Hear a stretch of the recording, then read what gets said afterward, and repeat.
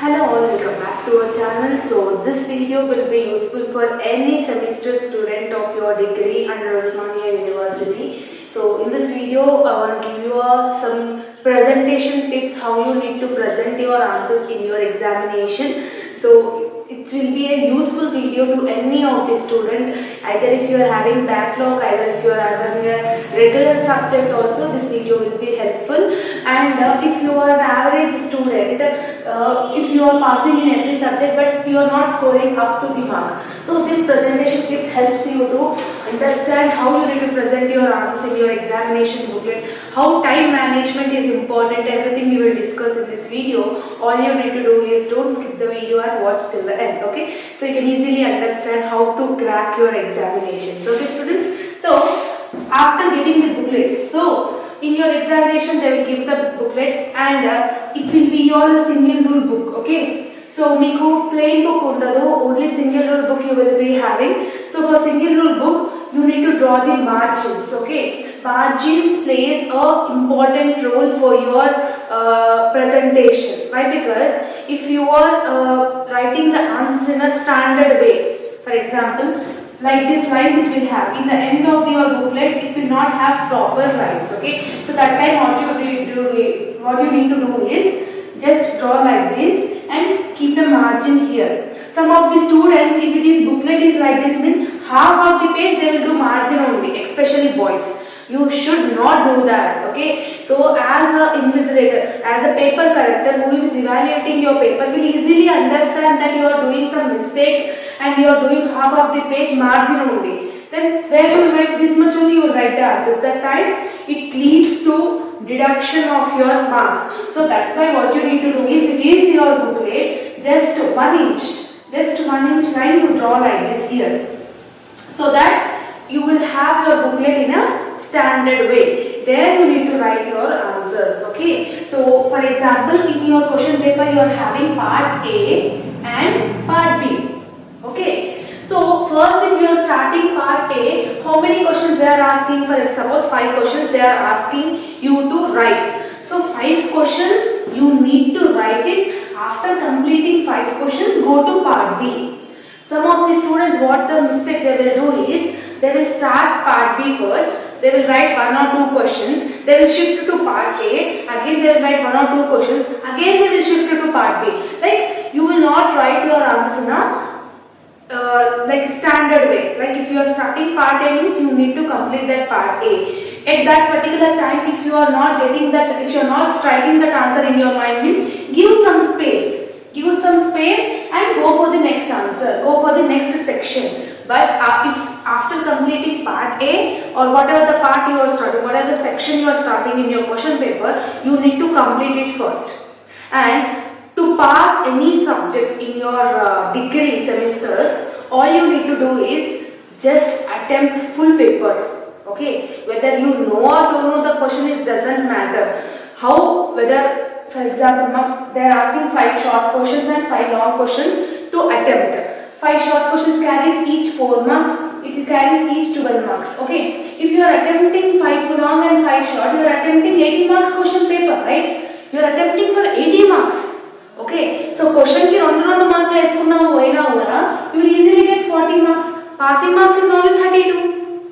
Understood? So writing means not simply writing. So just topic related. Minimum to pass in any of the subject, at least you need to learn 2 units now. You need to learn 2 units. You need to be perfect with that 2 units, and you need to attempt the whole question paper. Who will fail? Nobody will fail in this world. You need to attempt every question. If you are attempting answers in your own way also, topic related answer you need to attempt, okay? Especially formation of English statements is must and should, okay? So this is the thing. Many of the students, they will read in a proper way. They will read everything. They know answers also. But in examination, time will not be sufficient. Why they will not be sufficient means, some of the students have like slow writers, some are like good handwriting they will have, but they will have the slow writing. Okay, each student behavior will be different only. I will be writing fast, but my handwriting was not good. You will be writing slow, but your handwriting was excellent. So it matters. But what does it matter means, if you are writing the answer, it should be in understandable way. Especially cursive writers, like this they will write. As it is, your correction is not a manual correction. Yours is a digital correction. Digital correction is nothing but online correction. Your booklet will be barcoded in the computer and screen they will visible. Okay, for the paper evaluator, online they will do your correction. Okay, so use black pen only. You can use blue pen also, but comparatively blue and black shows more clarity when you are having digital correction. Okay, only use one pen for side headings, main headings and information. Why? Because it is not the manual correction. Whatever the pen you will write, whether you are writing with blue or black, the final output will be like black only. Okay, so black only but use black pen, attempt every question.